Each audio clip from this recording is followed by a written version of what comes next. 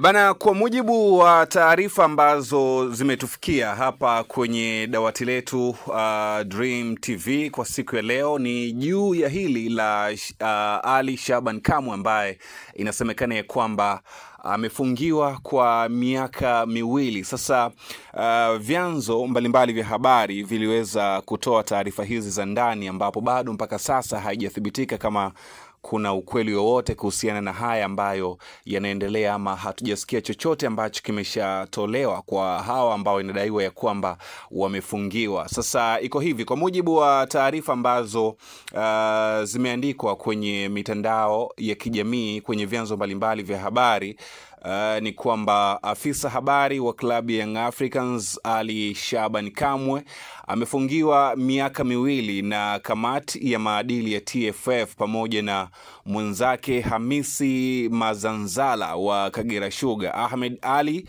wa klabu ya Simba tunafahamishwa kwamba yeye hajakutwa na kosa, hivyo yupo salama ama yupo huru, hajakumbwa na adhabu hiyo ambayo imewakuta hawa. Na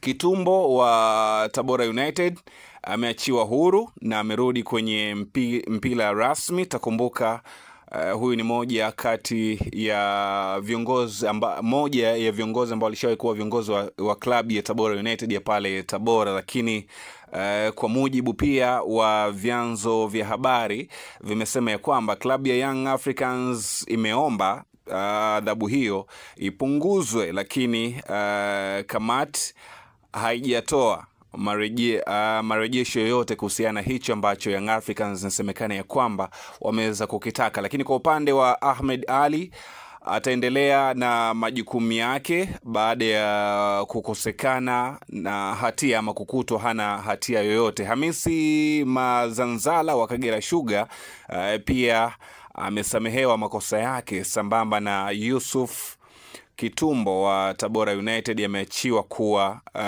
huru baada ya kufungiwa maisha kujihusisha na mchezo wa mpira wa miguu. Naomba ni kupitisha pia kwenye kile ambacho kimeandikwa na moja ya wanahabari, na huyu namzungumzia Zungu.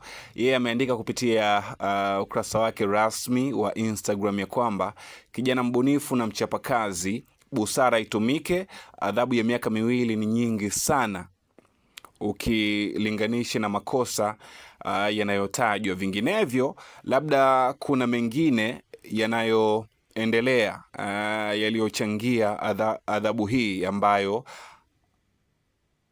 hatuyajui. Hiki ni kile ambacho alikiandika Zungu kupitia ukurasa wake wa Instagram. Hii ni Dream TV, lakini kwa upande wako pia una nafasi ya kuweza kushare na sisi, kutuambia nini ambacho ama ni nini maoni yako kuhusiana na hiki ambacho kimetokea kwa wasemaji ama kwa msemaji wa klabu Young Africans Ali Shaban Kamwe kufungiwa kujihusisha na kazi yake ambayo alikuwa akifanya kwenye klabu Young Africans.